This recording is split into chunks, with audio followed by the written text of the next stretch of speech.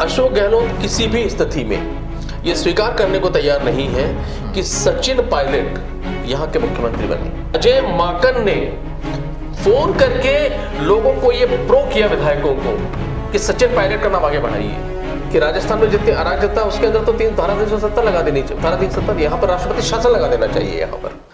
नमस्कार, मैं हूं आपके साथ प्रदीप आजाद और इस खास पेशकश में आपका स्वागत है।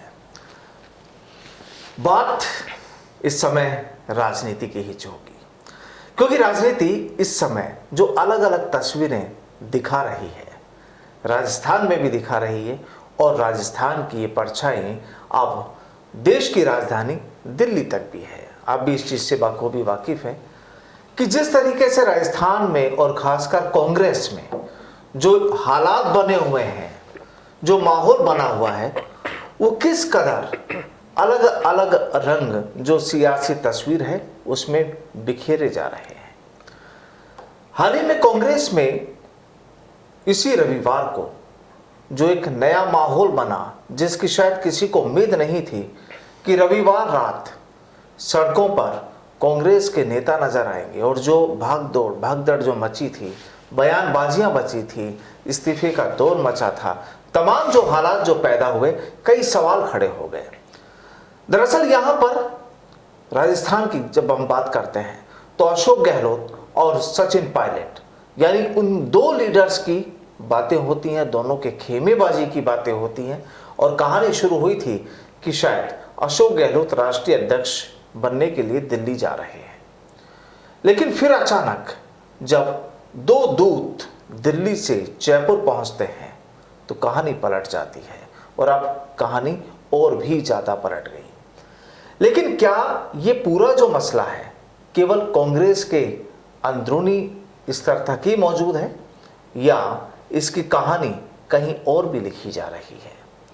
कहीं ऐसा नहीं हो कि दूसरी राजनीतिक पार्टी इस पूरी स्क्रिप्ट को तैयार कर रही हो या कहीं ना कहीं उसकी भी कोई मिली भगत हो? आखिर क्या हो सकता है पूरा मामला, इसी पर चर्चा होगी। और चर्चा के लिए हमारे साथ आज मौजूद है राजनीतिक विश्लेषक योगेंद्र गुप्ता जी। योगेंद्र जी, पूरी कहानी जाहिर सी बात है कि अब तो पूरा राजस्थान और पूरा हिंदुस्तान सब जान गया है, सोशल मीडिया का ज़माना है, हर चीज़ टिप्स पर है। क्या लगता है आपको इसके पीछे जो हम देख रहे हैं, क्या इसके पीछे भी कोई अलग नई कूची या नई ब्रश काम कर रही है राजनीति की? देखिए प्रदीप जी, राजनीतिक विश्लेषक होने के नाते हम चीज़ों को कई एंगल से सोचते हैं। राजस्थान में इस समय जो चल रहा है क्राइसिस, जो कांग्रेस का क्राइसिस है, उसको एक ही दृष्टि से लगातार हर व्यक्ति देख रहा है और वो दृष्टि है कि अशोक गहलोत दिल्ली जाकर राष्ट्रीय अध्यक्ष नहीं बनना चाहते थे। अशोक गहलोत किसी भी स्थिति में ये स्वीकार करने को तैयार नहीं है कि सचिन पायलट यहाँ के मुख्यमंत्री बने। ठीक है, दूसरा एंगल, और इसी सब चीजों को लेकर के कवायद की गई है। लेकिन यहां पर एक चीज, एक दृष्टिकोण और हमें देखना होगा। हम दर्शकों का बिल्कुल डिफरेंट एंगल से समझाते हैं, वो एंगल जो शायद अभी तक किसी ने सोचा नहीं और किसी चैनल पर अभी तक टेलीकास्ट भी नहीं हुआ है। हम नहीं जानते वो सत्य है कि झूठ है, लेकिन राजनीतिक विश्लेषक होने के नाते और एक चैनल के आप एडिटर होने के नाते हमारे दायित्व बनता है कि हमें हर एंगल को दर्शकों को समझाना चाहिए। देखिए, इस समय कांग्रेस की स्थिति क्या है? कांग्रेस में इस समय राहुल गांधी पदयात्रा पर निकले हुए हैं। तकरीबन 3,500 किलोमीटर की पदयात्रा उनकी है जी। 20 से 22 किलोमीटर रोज वो पैदल चलते हैं और कई राज्यों को वो कवर करेंगे और विशेष रूप से उन राज्यों को वो फोकस इस समय कर रहे हैं जो साउथ के राज्य हैं। और भारतीय जनता पार्टी इस समय जो नॉर्थ में उनको लगता है कि नुकसान होने जा रहा है, जैसे गुजरात में इस बार उनको नुकसान हो सकता है विधानसभा चुनाव के अंदर, बाकी जगह पर चुनाव हो सकता है नुकसान, उस नुकसान की भरपाई के लिए अगर आप देखेंगे तो भारतीय जनता पार्टी भी धीरे धीरे साउथ की तरफ रुख कर रही है। वो चाहे तेलंगाना हो चाहे अन्य स्टेट हो। अमित शाह के लगातार वहां पर दौरे हो रहे हैं और उन्हीं जगह पर राहुल गांधी इस समय अपनी पदयात्रा को निकाल रहे हैं। अब राहुल गांधी की पदयात्रा से फायदा होगा कि नहीं होगा, यह बात का विषय है, लेकिन राहुल गांधी जिन विषयों को लेकर निकाल रहे हैं वो विषय वो है जो सीधा सीधा जनमानस से जुड़े हैं और सीधा भारतीय जनता पार्टी की मोदी सरकार पर अटैक करते हैं जी। वो बेरोजगारी है, वो महंगाई है, वो सामाजिक वैमनस्यता है, वो कुछ उद्योगपति घरानों का प्रादुर्भाव है, उनका बढ़ावा है, और वो धर्म आधारित राजनीति का विरोध है। इन चार पर वो फोकस कर रहे हैं। अगर गलती से भी ये चार मुद्दे जो हकीकत में जनमानस से जुड़े हुए हैं, अगर ये चार मुद्दे हिट कर जाते हैं, इसका सीधा सीधा नुकसान होगा भारतीय जनता पार्टी को, पहला। दूसरा, भले ही सैटेलाइट चैनल्स के अंदर कुछ चैनल्स बिल्कुल कवर नहीं करते, कुछ चैनल कुछ कवर करते हैं, कुछ ठीक कवर करते हैं, लेकिन यह मुद्दा भले ही किसी दबाव में या स्वेच्छा से नहीं उठाया जा रहा हो, लेकिन जो डिजिटल मीडिया है, जो सोशल मीडिया है, वहां पर राहुल गांधी की यात्रा को लेकर बड़ी अच्छी कवरेज भी है और सकारात्मक कवरेज भी है। क्योंकि आज के दौर में जब कोई व्यक्ति 2 किलोमीटर की यात्रा करने के लिए भी भव्य रथ लेकर जाता हो, अडवाणी जी ने यात्रा की थी, वो भी रथ में की थी और मोदी जी उसके सारथी थे, और अब जो यात्राएं निकलती है उनके अंदर आलिशान भव्य रथ तैयार किए जाते हैं, जिनके ऊपर नेता बैठ करके यात्रा निकालते हैं। ऐसे में कोई नेता 20 से 25 किलोमीटर रोज पैदल चले, ये अपने आप में एक बड़ा मार्केबल चीज है। तो वो जिन मुद्दों को उठा रहे हैं, ये भारतीय जनता पार्टी की विशेषता है कि जब भी उसे लगता है कि उसकी जो कमजोरियां हैं उन पर घेरा जाएगा, तो भारतीय जनता पार्टी किसी एक ऐसे मुद्दे को उठाती है कि उस मुद्दे के शोर में बाकी सारी चीजें दबकर रह जाती है। अब जो राहुल गांधी ने यह पदयात्रा निकाली, जो सवाल खड़े कर रहे हैं, जैसा कि केरल में चूंकि उनका प्रभाव है वहां पर कांग्रेस का, तो वहां पर जनता उनसे जुड़ रही है, लेकिन यह जनमानस से कहीं ऐसा ना हो कि अन्य स्टेट फेल जाए, इसलिए भारतीय जनता पार्टी को राहुल गांधी से ध्यान हटाने के लिए और इस बात का अटैक करने के लिए कि एक तरफ राहुल गांधी भारत जोड़ो यात्रा निकाल रहे हैं, अरे भाई उसके पहले आप कांग्रेस जोड़ो यात्रा कर लो। तो राहुल गांधी की उस सारी मेहनत को विखंडित करने के लिए भारतीय जनता पार्टी को कुछ करना था, और वो कुछ करने के लिए जो कुछ एपिसोड राजस्थान में हुआ उससे बेहतर कुछ हो नहीं सकता था। यानी कहानी भाजपा से शुरू हुई, आपका कहना है? हो सकती है, ठीक है। क्यों कि इसका सीधा सीधा फायदा किसको हो रहा है? भारतीय जनता पार्टी को। कांग्रेस को लुंज पुंज, कांग्रेस को बताने के लिए कि अरे भाई तुम वहां यात्रा निकाल रहे हो, पहले अपने नेताओं को तो जोड़ दो। उपहास का पात्र बनाने में सबसे बड़ा फायदा किसका है? भारतीय जनता पार्टी का। और भारतीय जनता पार्टी वो पार्टी है जो किसी भी मुद्दे को तोड़ मरोड़ कर किसी भी माध्यम से लोगों के सामने पेश करके एक ओरा का निर्माण वहां कर देती है। अब राजस्थान के परिप्रेक्ष्य में अगर आप आएंगे तो देखिए, राजस्थान के परिप्रेक्ष्य में 1 साल बाद के चुनाव होने हैं, और 1 साल पहले अगर इस तरीके से उथल पुथल मचा दी गई और जनमानस के अंदर यह बता दिया गया कि ये सिर्फ सत्ता के लोलुप लोग हैं, इनको सत्ता के अलावा कोई मतलब नहीं है। हालांकि भारतीय जनता पार्टी भी सत्ता के लोलुप है, वहां तो गडकरी जी ने खुद ने कहा है कि आज की राजनीति जो हमारी है वो सिर्फ सत्ता के इर्द-गिर्द है, यह न कहना प्रकरण हमें सत्ता लेना है। तो दोनों ही सत्ता के लोलुप हैं, लेकिन कांग्रेस को सत्ता का लोलुप बताने के लिए अगर भारतीय जनता पार्टी अपने कुछ मुखबिरों के माध्यम से अगर ऐसा काम करवाती है, तो अंतिम फायदा किसका होगा? भारतीय जनता पार्टी का। अब मैं आपको सोचने के लिए मजबूर करने वाला विश्लेषण बता रहा हूं दर्शकों को, और वो विश्लेषण ये है कि यहां पर कांग्रेस के नेताओं ने सरेआम आरोप लगाया कि यहां कांग्रेस के एक महासचिव, राष्ट्रीय महासचिव, उन्होंने अशोक गहलोत को हटाने के लिए, राजस्थान में कांग्रेस को हरवाने के लिए यह सारा षड्यंत्र रचा। ये आरोप लगे हैं। ये आरोप किसके ऊपर है? अजय माकन के ऊपर। ठीक है। तो ये आरोप खुद ये कह रहे हैं कि कांग्रेस वाले सरेआम या दबे छुपे ये कह रहे हैं कि कांग्रेस में कुछ ऐसे जयचंद हैं, कुछ ऐसे मुखबिर हैं जिन्होंने किसी और के इशारे पर इस सारे रायते को बिखेरा, और उसका नतीजा ये निकला। वो इशारा किसके ऊपर कर रहे हैं? भारतीय जनता पार्टी के ऊपर। अब एक मुद्दा और हम बताते हैं जिससे फिर ये पुख्ता हो जाता है। वो मुद्दा ये है कि देखिए, ये तो तथ्य है कि केंद्रीय नेतृत्व सोनिया गांधी, राहुल गांधी आज कांग्रेस के कार्यकर्ताओं की जड़ों से हट गए और एक कमरे में कैद है। उनको जो कुछ कहा जाता है उसको मानते हैं, विश्वास करते हैं, उस पर आगे काम करते हैं। लेकिन राजस्थान के प्रभारी कौन है? अजय माकन। जब से अशोक गहलोत को मुख्यमंत्री पद छोड़कर राष्ट्रीय अध्यक्ष बनाने का मसला चला, तब से मीडिया से लेकर बयानों से लेकर हर तरफ एक ही बात उठ रही है, अशोक गहलोत छोड़कर नहीं जाना चाहते। तो क्या अजय माकन को सब कुछ नहीं पता था?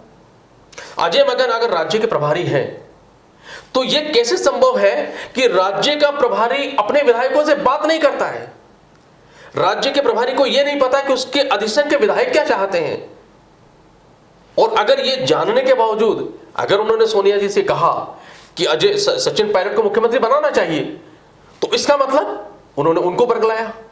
तो उनको अगर बरगलाया तो उसमें फायदा किसका था? भारतीय जनता पार्टी का। तो यहां पर आने के बाद भी उन्होंने 1 to 1 बात नहीं की।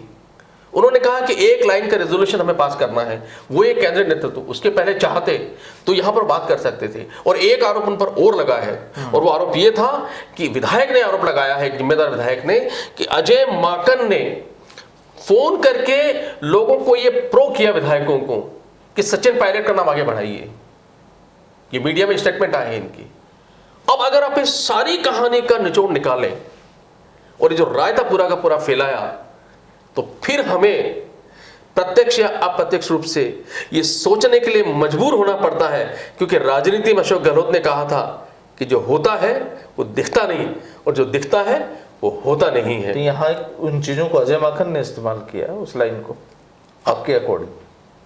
नहीं, मैं ये नहीं कह रहा कि इस्तेमाल किया, मैं तो सिर्फ वो जितने स्टेटमेंट यहाँ निकल कर आए हैं, जितने स्टेटमेंट निकल करके आए हैं, क्योंकि यहाँ के विधायकों ने कहा है कि यहाँ जो कांग्रेस के महासचिव थे, उन्होंने इस राजस्थान की सरकार को गिराने की कोशिश की, हरवाने की कोशिश की। लेकिन यहाँ जो अगर हम बीजेपी की बात करते तो यहाँ उसको कैसे कनेक्ट हो सकता है वो चीज़? राजस्थान के परिदृश्य में ठीक है, अजय माकन ने ये तमाम चीज़ें की, सब कुछ किया और ये हालात पैदा हो गए जो चर्चाएं उसके मुताबिक है।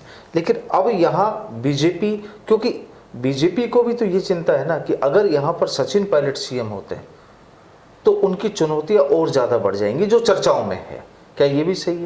नहीं, भारतीय जनता पार्टी बहुत अच्छी तरह जानती थी सचिन पायलट किसी हालत में यहां पर मुख्यमंत्री नहीं बन सकते, क्योंकि अशोक गहलोत उनको नहीं बनने देंगे। ये तो 3.5 साल का कार्यकाल बताता है साफ साफ कि किसी भी स्थिति में, किसी भी हालत में सचिन पायलट को मुख्यमंत्री अशोक गहलोत नहीं बनने देंगे। और अगर उनके साथ में 90 से ज्यादा विधायक हैं, तो बिना विधायकों की इच्छा के सचिन पायलट कैसे मुख्यमंत्री बन सकते हैं? भारतीय जनता पार्टी का अगर कहीं इसमें इंटरेस्ट होगा तो उनका इंटरेस्ट ये नहीं होगा कि सचिन पायलट मुख्यमंत्री बने। उनका इंटरेस्ट तो ये था कि एकमात्र जो राज्य यहां पर है, उस राज्य को छिन्न भिन्न कर दिया जाए, उस राज्य की जनता को बता दिया जाए कि यहां पे नालायक नकारा लोग काम कर रहे हैं कांग्रेस के। उनका उद्देश्य सिर्फ और सिर्फ सत्ता बनाए रखना है, उन्हें किसी से मतलब नहीं है। और अगर इस सब के बीच में कहीं दाव लग जाए तो ऑपरेशन लोटस यहां पर फेल कर दिया जाए। क्योंकि ऑपरेशन लोटस का मतलब सिर्फ ये नहीं है कि आपने विधायकों को अपने पाले में लेकर आए, या जिसे दूसरी भाषा में कहा जाता है कि खरीदा, या उनको करोड़ों रुपए का प्रलोभन दिया। सिर्फ उसका मकसद ये नहीं है, उसका मकसद ये भी है कि क्या किस तरीके से पार्टी में कई स्वरूपों हो सकता है। अगर आज यहां पर अव्यवस्था फैल जाती है, अगर पूरी तरीके से विद्रोह हो जाता है, अगर राज्य में राष्ट्रपति शासन लागू हो जाता है, तो भी भारतीय जनता पार्टी उतनी सफल है। और अगर इस सब के अंदर कहीं से अगर कांग्रेस के 1/3 विधायक टूटकर आ जाते हैं, तो भी भारतीय जनता पार्टी सफल है। सचिन पायलट का मुख्यमंत्री बनना और नहीं बनना तो बहुत बात की बात थी। बात यह है कि किस तरीके से इस कांग्रेस का रायता फैला करके राहुल गांधी की यात्रा, क्योंकि अब सब ये बात यही उठ रही है ना कि भाई यात्रा तो बाद में निकालिए, यात्रा भारत जोड़ो यात्रा बाद में निकालिए, पहले कांग्रेस जोड़ो यात्रा करिए, लोगों को बाद में जोड़िए, पहले कांग्रेस को जोड़िए। अच्छा, यहाँ पर ये जो चीज़ है, क्योंकि दोनों दूत जो है आलाकमान के, वो खड़गे और माकन यहाँ पर पहुँचे थे। क्या इस पूरे एपिसोड को देखने के बाद जिस तरीके से वो यहाँ से गए, उन्होंने अपनी रिपोर्ट दी, तमाम जो माहौल बना हुआ है, क्या लगता है कि चूँकि वो तो आलाकमान की बात रखने के लिए यहाँ पर पहुँचे थे ना, तो उस हिसाब से जो यहाँ पर उनको रिप्लाई मिला वो तो चल दिए, लेकिन क्या यूँ माना जाए कि वो रिप्लाई सीधे सोनिया गांधी को दिया गया था, हाईकमान को दिया गया था, यहाँ के लोगों द्वारा, यहाँ के विधायकों और मंत्रियों द्वारा? तो वो क्या उनको डाउन करने की कोशिश थी, ऐसा लगता है? नहीं, देखिए, जो कांग्रेस में कल्चर है, उस कल्चर के हिसाब से हाईकमान को डाउन करने की कोशिश की जाएगी, ये एक अधूरा सच हो सकता है। आप सारे स्टेटमेंट सुनिए, हम सिर्फ जो कांग्रेस के स्टेटमेंट है विधायकों के, मंत्रियों को, उनके ऊपर आधार पे काम कर रहे हैं और उसके आधार पर विश्लेषण कर रहे हैं।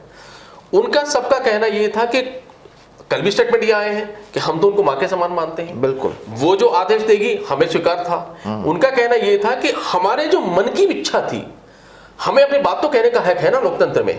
और जब कांग्रेस बार बार ये कह रही कि इससे बड़ा लोकतंत्र क्या हो सकता है कि हम यहाँ पर राष्ट्रीय अध्यक्ष का चुनाव बाकायदा लोकतांत्रिक तरीके से करवा रहे हैं। ये भी कहा गया था कि जब यहाँ पर मीटिंग होगी उस मीटिंग के अंदर विधायकों से पूछा जाएगा। तो उन्होंने कहा कि हमें मुख्यमंत्री कौन बनेगा ये तो बात का सवाल है, सवाल ये कि हमारी इच्छा किसी ने जानने की कोशिश की। इच्छा कौन जानेगा? जो राज्य का प्रभारी होगा। तो ये दोनों इच्छा ही जानने आए थे ना? नहीं, इच्छा जानने आए थे, लेकिन इच्छा जानने के लिए इच्छा उन्होंने जानने की कोशिश नहीं की। बार बार वो यही तो आरोप लगा रहे हैं कि हम पर निर्णय थोपा जा रहा था कि एक लाइन का रेजोल्यूशन पास करिए कि जो केंद्रीय नेतृत्व कहेगा हम उसकी पालना करेंगे। एक लाइन का रेजोल्यूशन। हमसे ये नहीं पूछा गया कि हमारी इच्छा क्या है। और उनकी इच्छा थी कि 102 विधायक जो साथ में हैं और जिन्होंने मानेसर के बाद सरकार बचाई थी, तो उन्होंने अपनी इच्छा तस्वीर के जरिए बयां कर दी। तस्वीर के जरिए बयां कर दी, या कहीं न कहीं जो मैंने शुरू में आपको कहा, इसमें कहीं न कहीं लैक ऑफ कम्युनिकेशन है कि सोनिया गांधी तक कार्यवाहक अध्यक्ष होने के नाते जो बातें सही परिप्रेक्ष्य में पहुंचाई जानी चाहिए थी वो पहुंचाई नहीं गई। अगर सोनिया गांधी को पहले बता दिया जाता कि राजस्थान के हालात ये हैं कि 90 से ज्यादा विधायक या खुद अशोक गहलोत किसी भी हालत में किसी को बर्दाश्त कर लेंगे, सचिन पायलट को बर्दाश्त नहीं करेंगे, तो ये तो सोनिया गांधी भी जानती कि अगर किसी के साथ 10 विधायक नहीं होंगे तो उसको मुख्यमंत्री आप कैसे बना सकते हैं, और अगर बना भी देंगे वो कितने दिन सरकार को चला लेगा।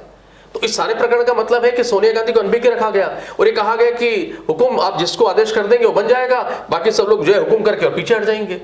लेकिन जो खिलाफत करने वाले थे अब तो उनके भी सुर बदल गए ना। देखिए, उनके सुर बदलने का कारण है, उनमें से सुर कितनों के बदले, पहला सवाल तो ये है। मेरे ख्याल में 8-10 लोगों के सुर बदले हैं। और सुर बदलने का मतलब फिर भी वो ये कह रहे हैं कि हमने सिर्फ ये कहा था कि हमारी इच्छा को जान लो। हमारी इच्छा को जानने के बाद अगर वो फैसला करते, आप प्रताप सिंह खाचरियावास का सुनिए बयान। उन्होंने कहा था कि अगर मान लो 100 में से 80 लोग ये कह रहे हैं कि राम को बनाना है मुख्यमंत्री और 15 कह रहे हैं कि किसी और को बनाना है, घासीराम जी को, तो केंद्रीय नेतृत्व तो अंधा थोड़ी है, वो तो उन्हीं को बनाएगा 80 लोगों को जो राम को कहेंगे, घासीराम को तो नहीं बनाएगा। तो यही तो अभी भी यही कह रहे हैं वो कि आप हमारे आला कमान हो, आप हमारे माई बाप हो, आप जो कहेंगे हम वो मानेंगे, पर हमारी इच्छा तो जानिए हुजूर, हम क्या चाहते हैं ये तो जान लीजिए। और फिर वो ये भी कह देते हैं कि हमारी इच्छा जानने के बाद अगर सारे लोग ये कह रहे हैं कि सचिन पायलट को मुख्यमंत्री नहीं बनना, किसी और को बना दीजिए, तो फिर केंद्रीय नेतृत्व तो कैसे इसका विरोध करेगा? वो वही तो करेगा जो हम चाहते हैं। यानी आपके हिसाब से सीधे सवाल अजय माकन पर नहीं, देखिए सवाल अजय माकन का नहीं, सवाल ये है कि अगर किसी विरोध या विद्रोह, लोग इसे विद्रोह कहते हैं, मैं इसे विरोध की भाषा देता हूं, अगर किसी विरोध या विद्रोह का ठीकरा आप अगर अशोक गहलोत के ऊपर फोड़ते हैं मुख्यमंत्री के होने के नाते, तो फिर वो ठीकरा राज्य के प्रभारी होने के नाते अजय माकन के ऊपर कहीं कहीं आता है, क्योंकि जिम्मेदारी राज्य की उनकी है। उस इच्छा को जानना, उस इच्छा को बताना, अशोक गहलोत को समझाना, अशोक गहलोत को मनाना, सचिन पायलट से बात करना, सही चीजों को वहां फीड करना, सोनिया गांधी से बात करना, उनकी बात को राज्य में अशोक गहलोत को और सचिन पायलट को बताना, ये जिम्मेदारी है किसकी? ये तो राज्य के प्रभारी की है। बिल्कुल। तो अगर राज्य में इतनी बड़ी उथल पुथल हो गई और अगर ये चीजों का पहले आभास नहीं हुआ तो हम दोष सबको दे सकते हैं, लेकिन कहीं कहीं इसमें वो भी दोषी हैं जो राज्य को देख रहे हैं। तो और एक बयान और आपने देखा होगा, एक बयान और आज आपने अगर पढ़ा हो कि खड़गे भी इस सबसे नाराज हैं, उनको भी कहीं के लग रहा है कि उनको भी अनभिज्ञ रखा गया और जितना भी एपिसोड हुआ और जिस तरीके से फैलाया गया उससे वो भी बहुत खुश नहीं थे खड़गे भी यहाँ पर, क्योंकि वो नए थे, उनको राज्य के बारे में बहुत ज्यादा जानकारी नहीं है यहाँ पर। अब चीज एक और उठती है, हालांकि थोड़ा सा अलग चीज है कि अजय माकन जब पहले यहाँ पर आते थे, उनकी बॉडी लैंग्वेज, उनका प्रेजेंटेशन, उनकी बातचीत करने का तरीका और जिस तरीके से अशोक गहलोत उनके साथ रहते थे, वो एक अलग तस्वीर थी। और ये 3 दिन पहले की जो तस्वीर बनी, ये तस्वीर अलग है। इसके पीछे की कहानी? देखिए, राजनीति में चीजें घटती और बढ़ती रहती हैं। अजय माकन ने राज्यसभा का चुनाव लड़ा और बाकी मुस्कुराहट आपकी बता रही है। यानी ये सियासत वाली जो चीजें हैं कि वाकई कब कहाँ किसका गुस्सा कहाँ उतरे और क्या नतीजे निकले और फिर क्या आगे का नया कुछ माहौल बनाया जाए। लेकिन आखिरी सवाल ये कि अब जो बीजेपी की बात आपने कही थी, बीजेपी को हम यहाँ पर एक बार अगर लेके आए तो अब क्या बीजेपी की नज़रें अगर हैं तो क्या राजस्थान में, पहली बात तो क्या बीजेपी की इस पूरे एपिसोड पर नज़रें हैं, और अगर है तो नज़रों का अंदाज क्या है? देखिए, राजस्थान की राजनीति बीजेपी की नज़रें 100% है, क्योंकि कल और परसों 2 दिन से जब मैं भी विभिन्न बीजेपी के नेताओं से मेरी मुलाकात और बातें हुई है, चैनल से ही बात हुई है, उनकी तो बातचीत खिली हुई है और उन्हें लगता है कि सत्ता के जिस दरवाजे पर वो करौली कांड, जोधपुर कांड, उदयपुर कांड, उसके माध्यम से और जितनी यहाँ पर प्रशासनिक अराजकता है उसके माध्यम से पहुंचने की कोशिश कर रहे थे, अब उन्हें लगता है कि अब तो सत्ता के दरवाजे के अंदर एक कदम रख चुके हैं, क्योंकि कांग्रेस छिन्न भिन्न है, कांग्रेस के अंदर उठा पटक है, उथल पुथल मची हुई लेकिन है। ये भी और एक बात और आपको ध्यान करें कि सतीश पूनिया तुरंत यहां से दिल्ली चले गए थे और उसके बाद में भारतीय जनता पार्टी के कुछ नेताओं की तरफ से ये भी बयान आए हैं कि राजस्थान में जितनी अराजकता है उसके अंदर तो धारा 370 लगा देनी चाहिए, धारा 370 यहाँ पर राष्ट्रपति शासन लगा देना चाहिए यहाँ पर। लेकिन चीज़ ये भी है ना कि ठीक है, अभी नेता लोग ये भी कह रहे हैं ना कांग्रेस के कि हमारे घर का मसला है, इंटरनल मसला है, हम ठीक कर लेंगे, आला कमान हमारी सुप्रीमो है, तमाम सारी चीज़ें। तो केवल सवाल आखिरी ये कि जो ये दूरियां बढ़ी, जो खिंचाव हुआ, जो एक जो रस्सी होती है वो छोटी छोटी जो बारीक रस्सियों से मिलके जो एक मोटी रस्सी बनती है, और जब उसके बल को खोल दिया जाए तो वो जो अलग अलग हो जाती है, तस्वीर कुछ कुछ इस समय वैसी है। लेकिन क्या ये वापस फिर एक सांचे में नहीं गूंथी जा सकती? देखिए, अगर एक शांति होगी तो तूफान के पहले की शांति होगी। वो इसलिए क्योंकि शांति तो होगी, ये तय है। वो शांति इसलिए होगी क्योंकि सिर्फ 2 ही स्टेट इनके पास है। राजस्थान सबसे बड़ा स्टेट है। राजस्थान के छिन्नबंद होना या राजस्थान के विखंडित होने या राजस्थान को खोने का मतलब है कि कांग्रेस 2024 का चुनाव भी ढंग से नहीं लड़ पाएगी। और गुजरात पर भी इसका असर होगा। राजस्थान के बाकी जो हिमाचल में चुनाव हो रहे हैं वहां असर होगा। इसका असर जब अगले वर्ष मध्य प्रदेश में होगा वहां होगा, हरियाणा में होगा। और इसके अलावा कांग्रेस को रन करने के लिए आज राजस्थान का जितना बड़ा महत्व है, साधन हो, संसाधन हो, नीति हो, रणनीति हो, और अशोक गहलोत कांग्रेस की मजबूरी है। गुलाम नबी आजाद चले गए, कपिल सिब्बल चले गए, अगर आज अशोक गहलोत भी छोड़कर चले जाते हैं या अशोक गहलोत को ये छोड़ देते हैं तो सोचिए कांग्रेस का क्या होगा। इसलिए एक बीच का मध्यस्थ रास्ता निकाला जाएगा। ये कहा जाएगा कि घर का मैटर जो कहा जा रहा है हम सुलझा लेंगे।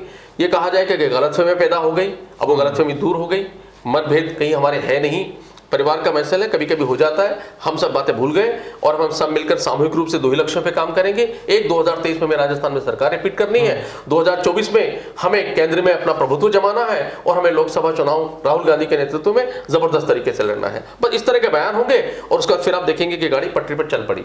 लेकिन वो सिर्फ ऊपर की राख की परत होगी, क्योंकि अंदर ना तो सचिन पायलट का मुद्दा सुलझा। और अब सचिन पायलट इतने बड़े अपमान के बाद क्या चुप रह पाएंगे? क्या उनके समर्थक चुप रह पाएंगे? और क्या अशोक गहलोत खेमा, जिसे हम खेमा कहते हैं, या वो विधायक जो अशोक गहलोत के समर्थन में है, क्या वो और ज्यादा प्रो होकर अटैक नहीं करेंगे? ये बहुत सारे मुद्दे यहाँ पर भी होने वाले हैं। तो ये तूफान के पहले की शांति होगी। अगला तूफान कब आएगा ये अभी हम भविष्यवक्ता है नहीं, इसलिए कह नहीं सकते, पर ऐसा लगता है कि तूफान आएगा जरूर, देर सवेर। ज्यादा भी नहीं तो 2023 से पहले साल सवा साल के बीच में, क्योंकि चुनाव से पहले तो कहीं ना कहीं कुछ ना कुछ होगा ही। देखिए, 2023 के पहले इसलिए आ सकता है क्योंकि 2023 में अगर सरकार चलना भी शुरू हो जाती है, अशोक गहलोत रहे ना रहे, सीपी जोशी बने, कोई और बने, जो भी यहाँ पर बने, लेकिन उसके बाद जैसे ही संगठन में AICC का चीफ बनाना होगा, नहीं कांग्रेस का अध्यक्ष कोई बनेगा, वो कौन बनेगा, उसके पश्चात टिकट का वितरण होगा। टिकट के वितरण में जो सचिन पायलट खेमा है उनमें कितनों को टिकट मिलेंगे और कितनों को कटेंगे। अशोक गहलोत खेमा हावी होने की कोशिश करेगा, ये फिर वहां पर जाएंगे कांग्रेस अध्यक्ष के पास कि हमारे आदमी को टिकट नहीं मिल रहे हैं, हमको साइडलाइन किया जा रहा है। निर्दलीय और साथ देने वाले भी ये मांग करेंगे कि भाई हमने बुरे वक्त में आपका साथ दिया तो कम से कम अब तो हमें टिकट दीजिए। बिल्कुल वो करेंगे। बसपा के जो विधायक मिले हैं 6, वो अपने टिकट की मांग करेंगे। तो इसलिए खेल तो वापस होगा। वो खेल किस परिप्रेक्ष्य में होगा, खेल कहां तक पहुंचेगा, उस खेल में कौन खिलाड़ी होंगे, उन खिलाड़ियों के लिए सीटी कौन बजाएगा, रेफरी कौन बनेगा, क्या केंद्रीय नेतृत्व, तमाम ये जो सियासी जो ओलंपिक गेम होंगे, वाकई ये अलग ही एक तस्वीर होगी। लेकिन कौन कौन लोग इस समय दूरबीन लगाए, टकटकी लगाए इस पूरे मंजर पर नजरें बनाए हुए हैं, देखना वो भी ज़रूरी है। और आने वाले वक्त में जैसे जैसे थोड़ा सा माहौल होगा, क्योंकि चाहे कितना ही घर का मसला हो, लेकिन पड़ोसी आपके घर पर पूरा माजरा देख रहा है।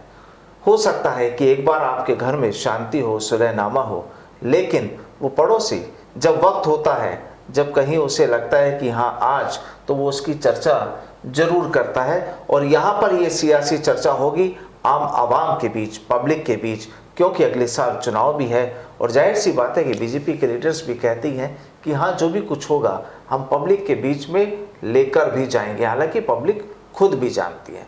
बहरहाल राजनीति है, राजनीति के चौसर है, कब कौन सा पासा कब कहाँ पर फेंक दिया जाए और कौन सा घोड़ा या ऊंट कौन सी चाल यहाँ पर चल दे, क्योंकि यहाँ पर कुछ फिक्स नहीं होता कि कोई 2.5 कदम ही चलेगा या कोई सीधा ही चलेगा या टेढ़ा ही चलेगा। यहाँ कुछ चाल फिक्स नहीं, जिसको जब मौका मिलता है वो अपनी चाल अपनी यहाँ पर खेलता है, दांव खेलता है, और उसके बाद हार और जीत यानी शह और मात की लड़ाई शुरू होती है। बहरहाल बहुत बहुत शुक्रिया योगेंद्र जी हमारे साथ जुड़ने के लिए। नमस्कार।